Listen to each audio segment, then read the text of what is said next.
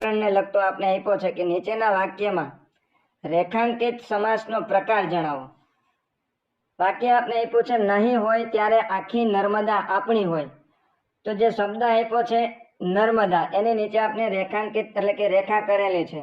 તો એ જે રેખાંકિત શબ્દ છે નર્મદા એનો સમાસ આપણે ઓળખવાનો છે. તો નર્મદાનો આપણે વિગ્રહ કરશું તો થશે નર્મ વત્તા દા. નર્મ વત્તા દા એટલે નર્મ એટલે આનંદ, નર્મ એટલે થશે આનંદ અને દા એટલે થશે આપનાર. આનંદ આપનાર. કોઈ પણ શબ્દનો વિગ્રહ કરીએ અને પાછળ નાર આવે તો એ બને છે ઉપપદ સમાસ. નર્મદા એટલે કે નર્મ વત્તા દા આનંદ આપનાર. ખાસ ધ્યાન દેજો, કોઈ પણ શબ્દનો વિગ્રહ કરતા પાછળ નાર આવે, વેચનાર, વેચનાર, ખાનાર, લેનાર. તો જ્યારે વિગ્રહ કરતા પાછળ નાર આવે તો એ બને છે ઉપપદ સમાસ.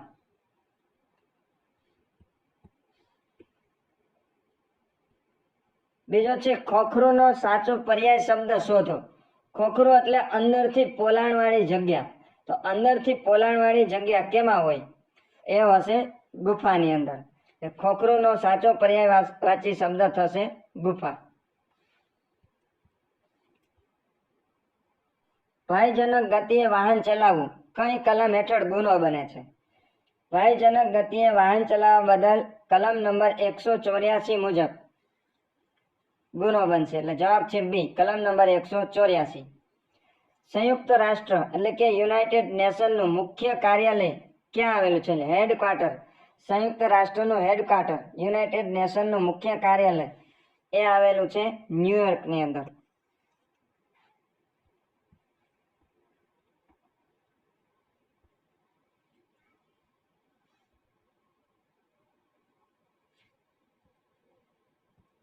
આગળનો પ્રશ્ન છે દાંડી કૂચ દરમિયાન ગાંધીજી અને તેમના સાથીદારોએ કુલ કેટલા દિવસની પદયાત્રા કરી હતી? દાંડી કૂચની જે શરૂઆત થઈ હતી એ થઈ હતી 12 માર્ચના રોજ, 12 માર્ચ 1930ના રોજ અને પૂરી થઈ હતી 6 એપ્રિલ 1930ના રોજ. એટલે કુલ 24 દિવસની યાત્રા હતી. જવાબ છે ડી, 24 દિવસ. પૃથ્વી અને આકાશની જ્યાં સંધિ દેખાતી હોય એટલે કે પૃથ્વી અને આકાશની જે સંધિ દેખાતી હોય તે રેખાને શું કહેવામાં આવે છે? એમને કહેવામાં આવે છે ક્ષિતિજ.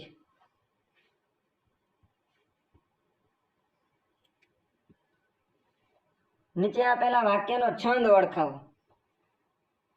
વાક્ય આપને આપ્યું છે લાંબા જોડે ટૂંકો જાય, મરે નહીં તો માંદો થાય. બે પંક્તિ આપેલી છે, લાંબા જોડે ટૂંકો જાય, મરે નહીં તો માંદો થાય. તો આ જે બે પંક્તિ છે એ છે માત્રામેળ છંદ. માત્રામેળ છંદમાં આપણે પહેલા તો માત્રા ગણવી પડે. એક તો જે ગુરુ હોય, ગુરુ માટે 2 માત્રા ગણવાની અને લઘુ માટે 1 માત્રા ગણવાની. તો લા છે ગુરુ છે, ત્યાર પછી બા એ ગુરુ છે, આ ગુરુ ગુરુ ગુરુ ગુરુ ગુરુ અને લઘુ અને એના માટે 1 માત્રા. હવે કુલ 7 વખત 2 આવે છે એટલે 7 દુ 14 અને 1 15. પહેલી પંક્તિની અંદર 15 માત્રા છે. એવી જ રીતના બીજી પંક્તિની અંદર પણ 15 માત્રા થાય છે. એટલે બંને પંક્તિની અંદર 15 માત્રા થતી હોય તો એ થાય છે ચોપાઈ છંદ. ત્યાર પછી ધ બોય જમ્પ્ડ ખાલી જગ્યા ધ રિવર ફોર સ્વિમિંગ. એટલે કે એક બાળક જે નાહવા માટે નદીની અંદર જમ્પ લગાવે છે તો એના માટે થશે ઇનટુ. જ્યારે બહારથી કોઈ અંદર પ્રવેશ કરતો હોય ત્યારે ઇનટુ લાગશે. એટલે the boy jumped into the river for swimming.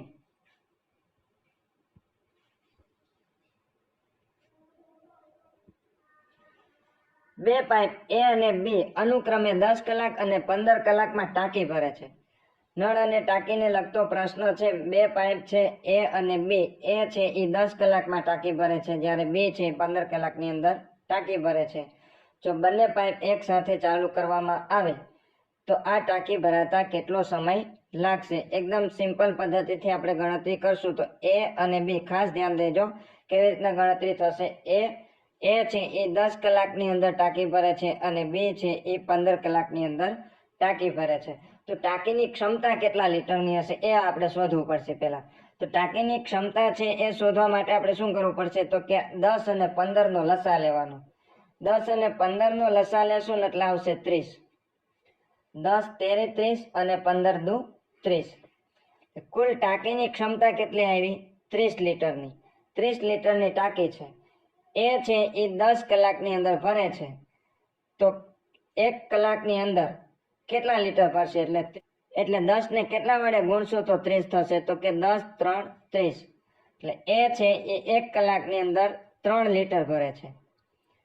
15 ને કેટલા વડે ગુણશું તો 30 આવશે તો કે 2। એટલે એનો મતલબ એમ થશે કે બી પાઇપ છે 1 કલાકની અંદર 2 લીટર ભરે છે। બંને એક સાથે ચાલુ કરવામાં આવે તો 1 કલાકની અંદર 5 લીટર ભરશે। હવે કુલ 30 લીટરની ટાંકી ભરવાની છે। બંને સાથે ચાલુ કરવામાં આવે તો 5 લીટર 1 કલાકની અંદર ભરે છે। તો 30 ભાગ્યા 5 કરશું તો થશે 6। એટલે બંને એક સાથે ચાલુ કરવામાં આવે તો 6 કલાકની અંદર ટાંકી ભરાઈ જશે। એસટી નિગમ કઈ પરમિટ હેઠળ બસોનું સંચાલન કરે છે? એસટી નિગમ છે એ સ્ટેજ કેરેજ દ્વારા ટ્રાન્સપોર્ટેશનની સુવિધા આપે છે એટલે જવાબ આવશે stage carriage. Stage carriage permit હેઠળ છે પોતાની બસોનું સંચાલન કરે છે। ત્યાર પછી 7.1/2 એટલે 7.5 સ્ટેજની લોકલ સર્વિસ બસમાં 2 આખી અને 2 અડધી ટિકિટ। સ્ટેજ દીઠ આપણે ભાડું આપ્યું છે 1.50 તો કુલ ભાડું કેટલું થશે એ આપણે ગણતરી કરવાની છે। 2 આખી છે અને 2 અડધી છે। 2 આખી ટિકિટ કુલ સ્ટેજ કેટલા છે તો 7.5 એટલે 7.5 આખી ટિકિટ છે 2 સ્ટેજ છે 7.5 અને સ્ટેજ દીઠ ભાડું છે 1.50 2 ગુણ્યા 7.5 કરશું એટલે આવશે 15 અને 15 ગુણ્યા 1.5 કરીએ 15 ગુણ્યા 1.5 કરશું એટલે આવશે 22.50 22.50 આ મળ્યું આપણે આખી ટિકિટનું ભાડું। 2 આખી ટિકિટ છે એના આપણે ભાડું મળ્યું 22.50 અને 2 અડધી ટિકિટ એટલે 22.50 ના અડધી ટિકિટ કેટલી છે 2 તો 22.50 ના અડધા થશે 11.25 22.50 પ્લસ 11.25 કરશું એટલે આવશે 33.75 33.75 એટલે એની ઉપરની રકમ આપણે લેવાની થશે 34।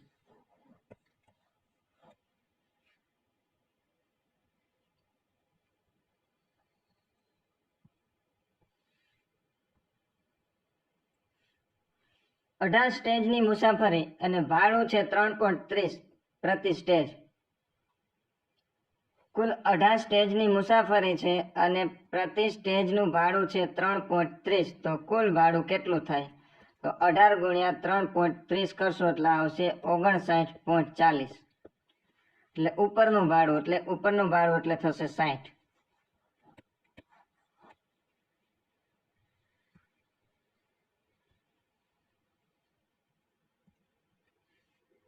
ટ્રાન્સપોર્ટ વ્હીકલ સિવાયનું મોટર વ્હીકલ ચલાવવા માટે લઘુત્તમ વય કેટલી છે? લઘુત્તમ વય આવશે 18 વર્ષ। બીએમપી નું પૂરું નામ શું છે? બીએમપી નું પૂરું નામ થશે bit map picture. Bit map picture. ગુજરાતના કાર્ટૂનિસ્ટ બંસીલાલ વર્મા કયા નામે જાણીતા છે? ગુજરાતના જે પ્રખ્યાત કાર્ટૂનિસ્ટ બંસીલાલ વર્મા છે એમનું ઉપનામ શું છે? એમનું ઉપનામ છે ચકોર।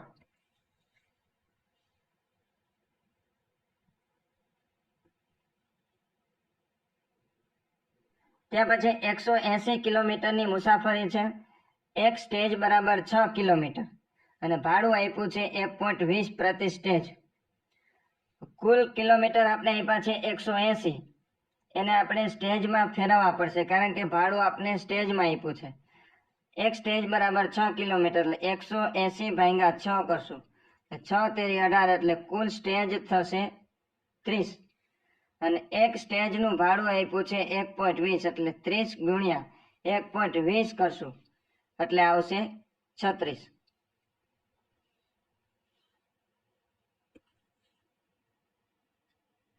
લર્નિંગ લાયસન્સ કેટલા સમય સુધી અમલમાં રહે છે? લર્નિંગ લાયસન્સ છે એ અમલમાં રહે છે 6 મહિના માટે.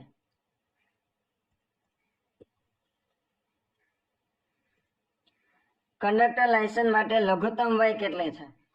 તો આમાં પણ 18 વર્ષ આવશે. કંડક્ટર લાયસન્સ માટે ઓછામાં ઓછી વય જોશે 18 વર્ષ.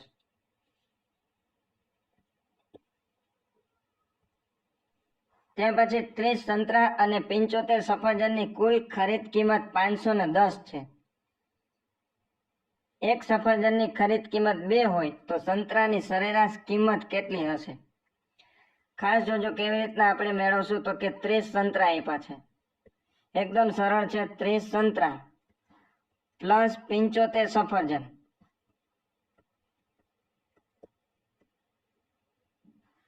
આ બંનેની કુલ કિંમત આપી છે 510. હવે એક સફરજનની કિંમત આપી છે 2. કુલ સફરજન છે 75. 75 ગુણ્યા 2 કરશું એટલે આવશે 150. કુલ સફરજનની કિંમત 150 રૂપિયા થાય. બંનેની કુલ કિંમત આપી છે 510. સંતરા 30 સંતરા પ્લસ 75 સફરજન. બંનેની કુલ કિંમત છે 510 અને ખાલી સફરજનની કિંમત થાય 150 એટલે 510 માંથી 150 બાદ કરશું એટલે આપણે 30 સંતરાની કિંમત મળશે. તો 510 માંથી 150 બાદ કરીએ એટલે 360 આવશે, જે 30 સંતરાની કિંમત મળી. હવે આપણે પ્રશ્નમાં કીધું છે સંતરાની સરેરાશ ખરીદ કિંમત કેટલી હશે, એટલે એક સંતરાની કિંમત કેટલી થાય તો 360 ભાગ્યા 30 કરીએ.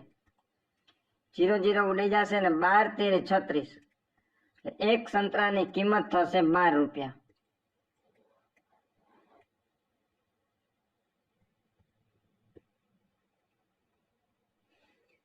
ત્યાં પછી A/B બરાબર 3/4 અને BC બરાબર 6/5 હોય તો AC બરાબર કેટલા? A/B બરાબર આપણે આપ્યા છે 3/4 અને BC બરાબર આપણે આપ્યા છે 6/5. હવે શોધવાનું છે AC બરાબર. AC બરાબર આપણે શોધવાનું છે. તો એ બે જે જગ્યા છે ત્યાં આપણે મૂકશું બાજુની સંખ્યા, એટલે અહીંયા મૂકશું 4 અને અહીંયા મૂકશું આપણે 6. આ બેનો આપણે ગુણાકાર કરશું એટલે 6 તેરી 18. ત્યાર પછી 6 અને 4 નો ગુણાકાર કરશું એટલે 6 ચોક 24 અને 4 અને 5 નો ગુણાકાર કરશું એટલે આવશે 4 5 20. તો એ મળ્યા આપણે 18 અને C મળ્યા આપણે 20. 18/20. 18/20 છે આપણે ઓપ્શનમાં આપ્યા નથી પણ એના અડધા કરીએ એટલે 9/10 થશે, જે ઓપ્શનમાં આપેલું છે B.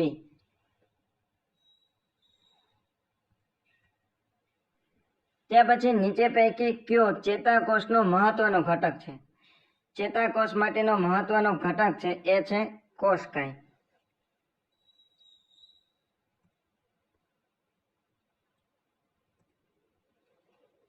ફરજ પર જતા કંડક્ટર પાસે કયા સરકારી દસ્તાવેજ હોવો જોઈએ?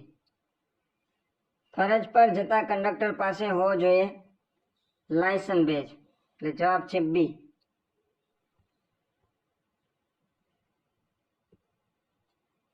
ગુજરાત નિગમ દ્વારા મહિલા કંડક્ટરોની ભરતી કયા વર્ષથી શરૂ કરવામાં આવી હતી? મહિલા કંડક્ટરની ભરતીની શરૂઆત થઈ હતી 2011 થી.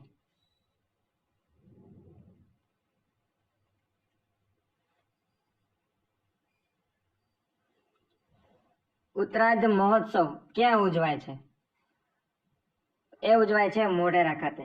ઉત્તરાર્ધ મહોત્સવ એ ઉજવાય છે મોઢેરા ખાતે. પ્રધાનમંત્રી ઉજ્જવલા યોજનાનો પ્રારંભ ક્યારે થયો હતો? પ્રધાનમંત્રી ઉજ્જવલા યોજનાનો પ્રારંભ થયો હતો 2016માં, 1 મે 2016.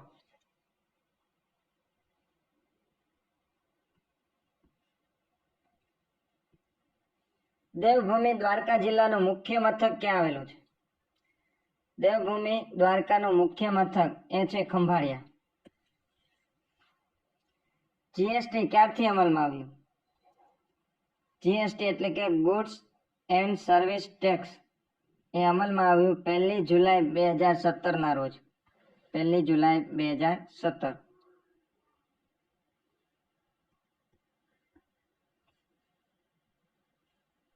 ત્યાર પછી ગંગાનો બીજો ફાટો બાંગ્લાદેશમાં પ્રવેશે ત્યારે કયા નામે ઓળખાય છે?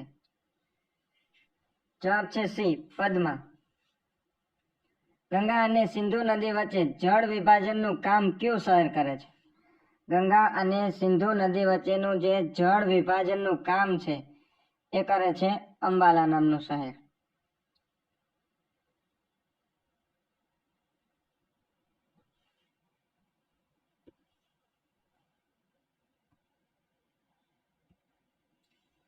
પૃથ્વીની સપાટીથી ઊંચે જતા સરેરાશ 1000 મીટરે તાપમાન કેટલું ઘટે છે? પૃથ્વીની સપાટીથી ઊંચે જતા સરેરાશ 1000 મીટરે જે તાપમાનનો ઘટાડો આવે છે એ આવે છે 6.5 ડિગ્રી સેલ્સિયસ. બે ક્રમિક અક્ષાંશો વચ્ચે કેટલું અંતર છે? બે અક્ષાંશો વચ્ચેનું અંતર છે 111 કિલોમીટર.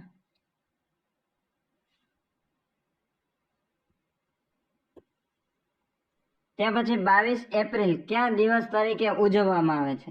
22 એપ્રિલ છે એ વિશ્વ પૃથ્વી દિવસ તરીકે ઉજવવામાં આવે છે. વિશ્વ પૃથ્વી દિવસ. એશિયાઈ સિંહોના સંરક્ષણ માટે સિંહ પરિયોજના ગીરમાં ક્યારથી અમલમાં આવ્યું?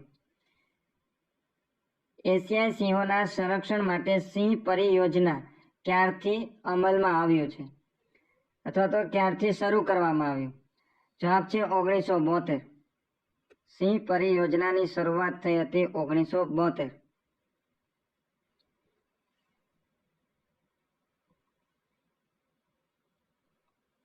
ત્યાર પછી નીચેનું કયું વિધાન ખોટું છે? આપણે 4 વિધાન આપ્યા છે ને પહેલું છે સિંહ ગુજરાતનું રાજ્ય પ્રાણી છે, એ સાચું છે. બીજું સુરખાબ ગુજરાતનું રાજ્ય પક્ષી છે, ગુજરાતનું રાજ્ય પક્ષી સુરખાબ છે, તો એ પણ સાચું છે. જંગલી ભેંસ ડાંગ જિલ્લાના ગીચ જંગલોમાં જોવા મળે છે, તો એ ખોટું છે. ડાંગ જિલ્લાના જે જંગલો છે ત્યાં જંગલી ભેંસો જોવા મળતી નથી. અને ચોથું આપ્યું છે ચિત્તા ગુજરાતના જંગલોમાં જોવા મળતા નથી, તો એ પણ સાચું છે કે ગુજરાતના જંગલોની અંદર ચિત્તા જોવા મળતા નથી. તો કયું વિધાન ખોટું છે? તો એ આવશે સી, જંગલી ભેંસ ડાંગ જિલ્લાના ગીચ જંગલોમાં જોવા મળે છે, એ વિધાન ખોટું છે.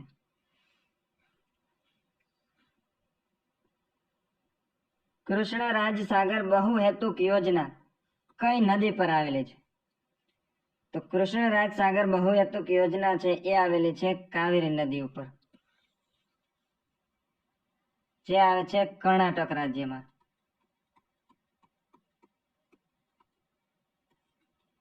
ભવાઈ સંદર્ભે કયું વિધાન સાચું નથી? પેલું આપ્યું છે 700 વર્ષ જૂની વિશિષ્ટ પ્રકારની નાટ્યકલા છે, તો એ વિધાન છે સાચું છે કે ભવાઈ છે એ ખૂબ જ જૂની નાટ્યકળા છે. 700 વર્ષ જૂની એ વિશિષ્ટ પ્રકારની નાટ્યકલા છે. બીજું છે ભૂંગળ વાદ્ય સાથે ભજવાતું સંગીત પ્રધાન નાટક છે, તો આ નાટકની અંદર જે સંગીતનું સાધન છે એ મુખ્ય સાધન છે ભૂંગળ, તો એ વિધાન પણ સાચું છે. અસાહિત્ય ઠાકર દ્વારા તેની શરૂઆત કરવામાં આવી હતી, એ વિધાન પણ સાચું છે કે અસાહિત્ય ઠાકર છે એ ભવાઈના જનક તરીકે ઓળખાય છે, તો એ પણ સાચું છે. અને ભવાઈના પાત્રો જવનિકા નામના પડદા પાછળથી પ્રવેશ કરે છે, તો એ વિધાન છે એ ખોટું છે. ભવાઈનું જે નાટક છે એમાં કોઈ પડદાનો ઉપયોગ થતો નથી, એટલે જવાબ આવશે ડી.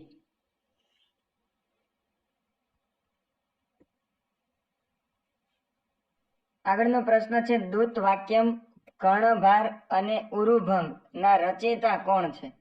દૂત વાક્યમ કર્ણભાર અને ઉરુભંગ ના રચયિતા છે મહાકવિ ભાસ.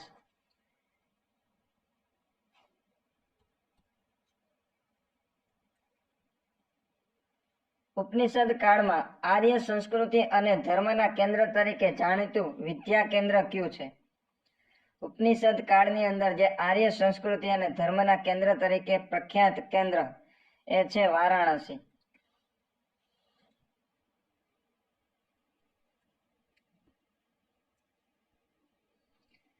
ચાંપાનેર અને પાવાગઢને યુનેસ્કો વર્લ્ડ હેરિટેજ સાઇટની અંદર કયા વર્ષે સમાવવામાં આવ્યું? ચાંપાનેર અને પાવાગઢને યુનેસ્કો દ્વારા વર્લ્ડ હેરિટેજ સાઇટ તરીકેનો દરજ્જો આપવામાં આવ્યો છે 2004ની અંદર. નંદા, ભદ્રા, જયા અને વિજયા. નંદા, ભદ્રા, જયા અને વિજયા શેના પ્રકારો છે? તો નંદા, ભદ્રા, જયા અને વિજયા છે એ વાવના પ્રકાર છે.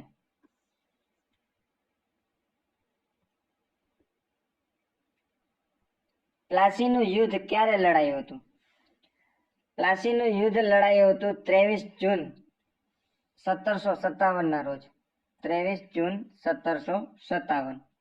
સિરાજ ઉદ્દૌલા અને રોબર્ટ ક્લાઇવ વચ્ચે. સિરાજ ઉદ્દૌલા અને રોબર્ટ ક્લાઇવ વચ્ચે 23 જૂન 1757 ના રોજ પ્લાસીનું યુદ્ધ શરૂ થયું હતું અને આ પ્લાસીના યુદ્ધ પછી જ અંગ્રેજોનું શાસન શરૂ થયું હતું.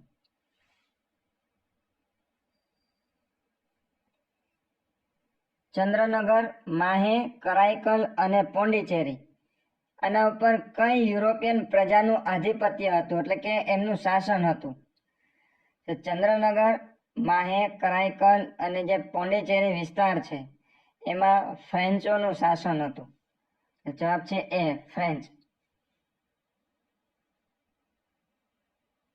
ગાંધીજીના આધ્યાત્મિક ગુરુ કોણ હતા?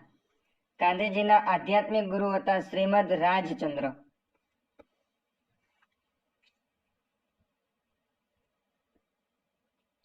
ત્યાર પછી સમજણનો સાચો વિરોધાર્થી શબ્દ શોધો. સમજણ એટલે સમજદાર, એમનો વિરોધાર્થી એટલે ના સમજદાર.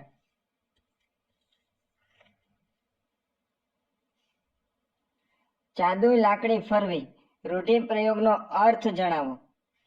જાદુઈ લાકડી ફરવી રૂઢિપ્રયોગનો અર્થ થશે ચમત્કાર કરવો.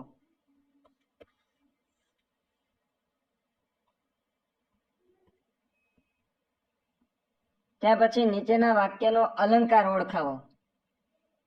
વાક્ય છે જમીન પર પૃથ્વી વલ્લભનું સબ છુંદાઈને રોટલો બની પડ્યું હતું. પૃથ્વી વલ્લભનું સબ છે એને રોટલાની સાથે ઉપમા આપી છે, એટલે રોટલો બનીને પડ્યું હતું એવું કહેવા માંગે છે, એટલે ઉપમા આપી છે. કોની સાથે ઉપમા કરી? તો કે રોટલા સાથે. જવાબ આવશે બી, ઉપમા અલંકાર. ત્યાર પછી રમણ 10 કિલોમીટર પ્રતિ કલાકે જાય તો 6 મિનિટ મોડો પડે. રમણ છે એ 10 કિલોમીટર પ્રતિ કલાકે જતો હોય તો 6 મિનિટ મોડો પડે અને 12 કિલોમીટર પ્રતિ કલાકે જાય તો 9 મિનિટ વહેલો પહોંચે. તો એમણે કાપેલું કુલ અંતર કેટલું હશે? ખાસ ધ્યાન દેજો, અહીંયા આપણે સૂત્રનો ઉપયોગ કરશું અને એ સૂત્રને તમારે ખાસ યાદ રાખવું પડશે, બાકી ગણતરી લાંબી થશે. રમણ છે એ 10 કિલોમીટર પ્રતિ કલાકે જાય તો 6 મિનિટ મોડો પડે અને જો 12 કિલોમીટર પ્રતિ કલાકે જાય તો 9 મિનિટ વહેલો પહોંચે. તો આના માટે આપણે અંતર શોધવાનું છે. તો અંતર બરાબર સૂત્ર થશે અંતર બરાબર ઝડપનો ગુણાકાર. ઝડપનો ગુણાકાર. પહેલા આપણે સૂત્ર જોઈ લઈએ, પછી આપણે એની ગણતરી કરશું. ઝડપનો ગુણાકાર ગુણ્યા સમયનો તફાવત. સમયનો તફાવત અને એના છેદમાં આવશે ઝડપનો તફાવત.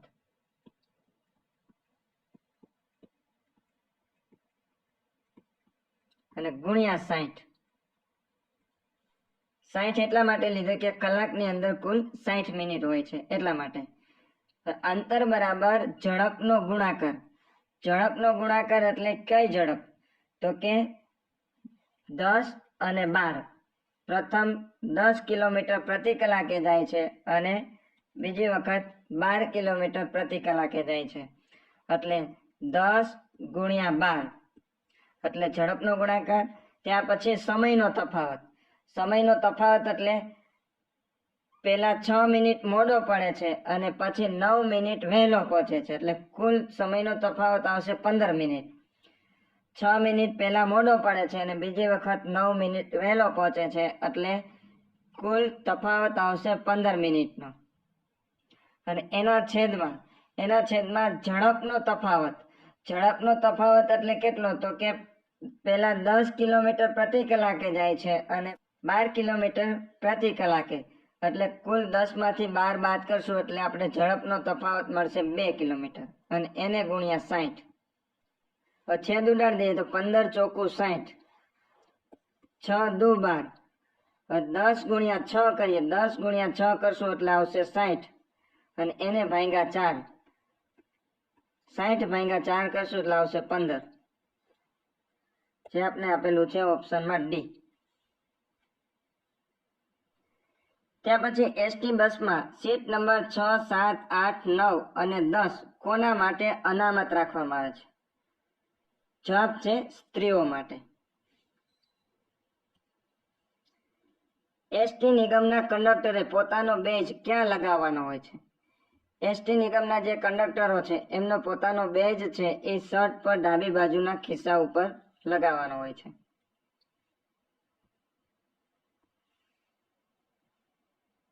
ડ્રાઇવિંગ લાયસન્સ કયા દેશમાં પ્રભાવી બની રહે છે? એટલે કે કયા વિસ્તાર માટે ડ્રાઇવિંગ લાયસન્સ લાગુ પડે છે?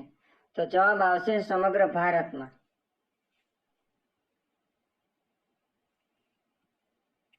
ટિકિટ વગર મુસાફરી કરનારને દંડ કઈ કલમ હેઠળ થાય છે? ટિકિટ વગર મુસાફરી કરનાર મુસાફરને કલમ નંબર 178 મુજબ દંડ કરવામાં આવે છે. સામાન્ય ટાઈપિંગ સ્પેલિંગની ભૂલો આપમેળે સુધારતું ઓપ્શન કયું છે? કમ્પ્યુટરની અંદર જે સામાન્ય ટાઈપિંગ સ્પેલિંગ ભૂલ હોય છે એને આપમેળે સુધારતું ઓપ્શન છે ઓટો કરેક્ટ.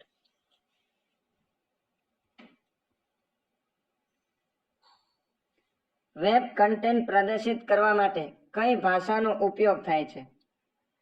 એટલે કે વેબસાઇટ બનાવવા માટે HTML નો ઉપયોગ થાય છે. સ્પ્રેડશીટમાં ચાર્ટ ઉમેરવા માટે કયું મેનુ વપરાય છે? સ્પ્રેડશીટની અંદર ચાર્ટ ઉમેરવો હોય તો એના માટે વપરાય છે insert plus chart.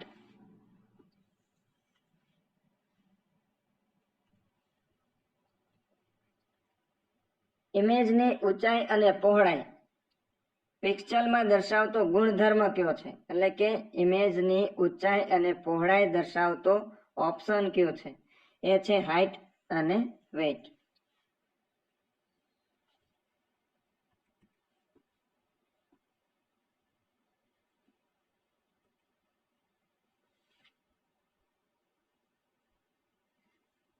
External storage તરીકે કોનો સમાવેશ થાય છે? એક્સટર્નલ સ્ટોરેજ એટલે કે વધારાના સ્ટોરેજ તરીકે કોનો સમાવેશ થાય છે? જવાબ છે ઓપ્ટિકલ ડિસ્ક. હાર્ડવેર અને સોફ્ટવેરને જોડવાનું કામ કોણ કરે છે? હાર્ડવેર અને સોફ્ટવેરને જોડવાનું કામ કરે છે ઓપરેટિંગ સિસ્ટમ.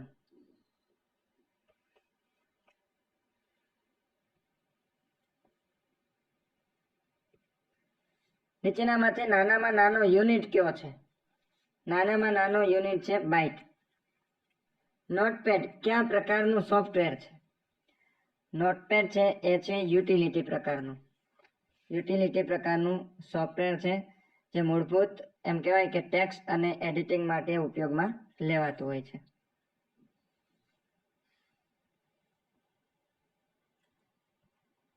MS વર્ડ એ ખાલી જગ્યા પ્રકારનું પ્રોગ્રામ છે. MS વર્ડ છે એ છે વર્ડ પ્રોસેસિંગ પ્રોગ્રામ. કીબોર્ડમાં કુલ કેટલી ફંક્શન કી હોય છે? કીબોર્ડની અંદર કુલ 12 ફંક્શન કી હોય છે, F1 થી લઈને F12 સુધી.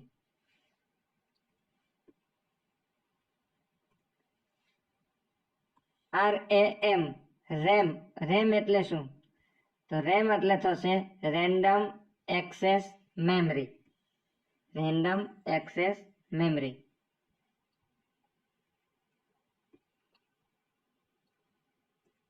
રેમ કયા પ્રકારની મેમરી છે?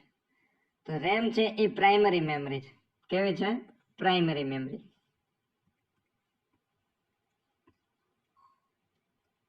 નીચેનામાંથી સર્ચ એન્જિન નથી, એટલે કે ક્યુ સર્ચ એન્જિન નથી?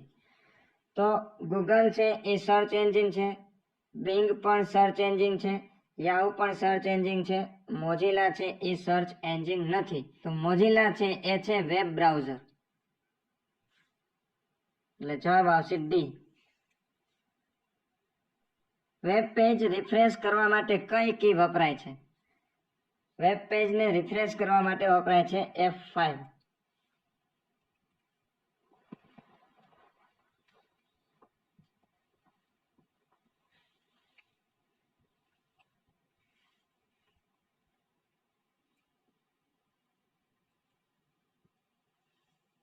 ઈમેલ આઈડીને બે ભાગમાં વહેંચતું ચિહ્ન કયું છે? ઈમેલ આઈડીને નીચેનામાંથી બે ભાગમાં વહેંચતું ચિહ્ન કયું છે? તો એ છે @ કે જે ઈમેલ આઈડીને બે ભાગની અંદર વહેંચે છે. મૈથિલી, ભોજપુરી અને માગધી કયા રાજ્યમાં બોલાતી બોલીઓ છે? મૈથિલી, ભોજપુરી અને માગધી છે એ બોલાય છે બિહાર રાજ્યની અંદર.